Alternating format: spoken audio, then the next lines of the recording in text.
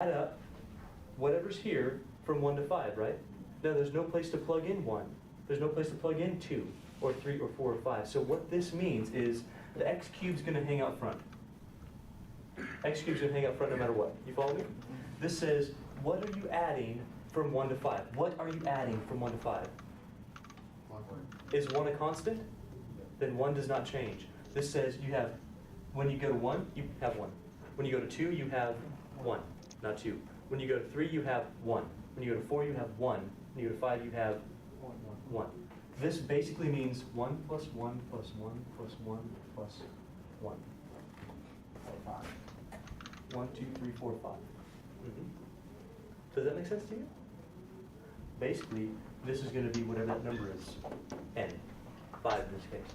So this would be 5x cubed. That's what that means. Now, it should make a whole lot of sense because if you just think through it, I mean, think about this. This says you have x cubed plus x cubed plus x cubed plus x cubed plus x cubed. You get 5x cubed.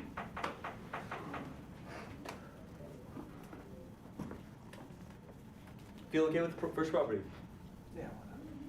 You sure? Are there questions so far? Some of you are staring at me blankly. Some of you, I'm boring you with tears.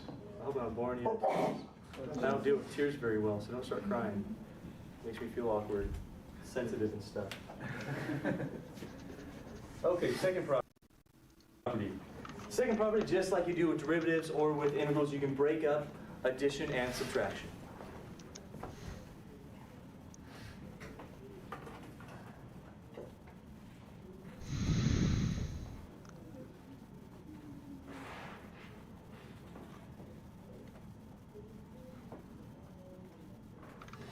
So if you have a summation of two functions in terms of k that are being added together, yeah, it means that you can do summation of the first function plus summation of the second.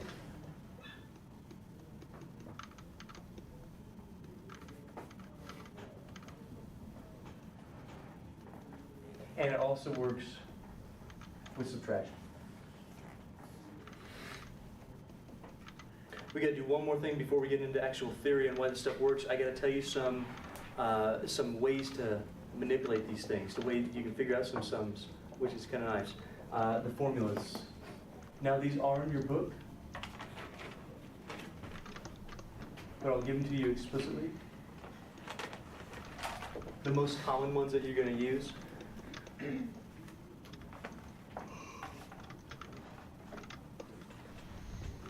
And then we'll start talking about this. So let's kind of consider what this is.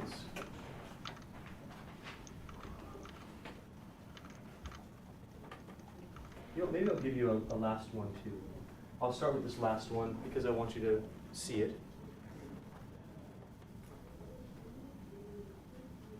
We've talked about it though.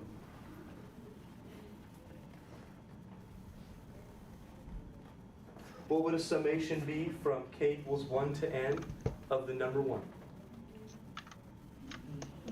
N minus whatever k equals. You're overthinking it. N. 1 plus 1 plus 1 plus 1 plus 1, n times. Yes? What k is like equal to 5. So it'd be n times 5.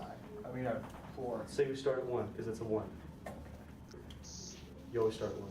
Oh, it always does no matter what. Unless I tell you otherwise, but yeah, no, you always start at 1. So if you always start at 1, like I showed you here, you start at 1 and you go to n, you add 1, n times, you get n. See the n? Also, if this had been any other number, like 4, notice that what you could do is pull the 4 out front 4 times and change that into a 1. That works. That'd be 4 times n. 4n, yes. If k starts at 2 or at 3. That was his question. Oh, It won't. It just doesn't do that. Not for these formulas to work. If it did, you'd have to figure out from 1 to n and subtract off from 1 to 4. Okay? Or wherever this started. That would be the appropriate way to do it. It is a good question, and you can do this. You should understand the point. I said 1 to 4. Okay?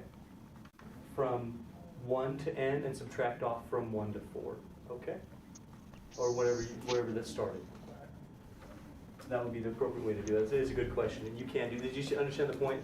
I said if you figure out from 1 to n, but you start at 4, just figure out from 1 to 3, one less than that. And then you subtract that. That'd be fine. It is summation. Now, back to this. What this stands for is, let's see, 1 plus 2 plus 3 plus 4 plus all the way to n. True? Okay.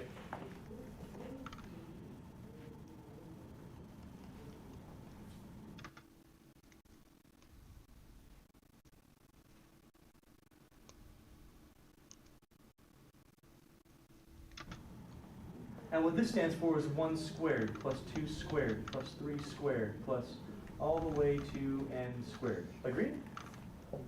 Okay. And what this one stands for is 1 cubed plus 2 cubed plus 3 cubed plus all the way to n cubed. Are you okay on all this notation right here, what this is?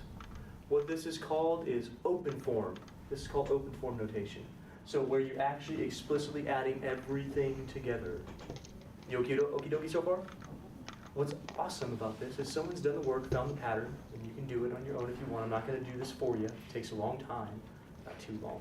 But I'm not going to prove it. I'm going to give you what's called the closed form. The closed form says, shoot, if you know where you start, and you know where you end, and you know what you're doing, you should be able to come up with a formula for it. And there are formulas. The first formula for this one, so if you go from 1 to n of k, summation of k, it says if you take the number that you're ending at, what number are you ending at here? N, yeah, sure. And you multiply it by n plus 1, and you divide it by 2, you're going to come with the same answer. Which is pretty fantastic, actually. It's kind of cool. There's this guy named Carl Friedrich Gauss, and way back in the day, I don't remember his exact age, but he was in grade school, and the teacher came in like hungover or something, and this is way back in the day, by the way, like on a Wednesday. It said, you know what? I'm not feeling it. Why don't you guys just add the numbers from 1 to 100? And so he goes, okay. Like 2 minutes later, he comes, and these are little kids. Comes back and goes, it's 5,050 or whatever it was. I don't remember what it was. It's this. And the teacher goes, how in the world did you do this so quick? He goes, well, obviously, he invented that. He came up with it on his own. Is it Euler? Gauss. Gauss. Yeah, Carl Friedrich Gauss.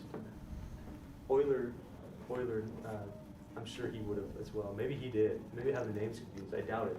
I don't think so, because Leonard Euler, his first name's Leonard, and it's near and dear to my heart, so. Okay, second one's a little bit more advanced. Second one says, what you're going to do is take n times n plus 1 times the 2n plus 1 and divide by 6. And that'll do it. Kid also came up with that. Let me guess, he grew up to win a Nobel Prize in mathematics. I don't think there was a Nobel Prize, but if there was, he would have done it. Yeah. Guy's a genius. Jordan Gaussian elimination is what you use for matrix operations, for that. And some far-reaching mathematics. It's just out of this world, literally.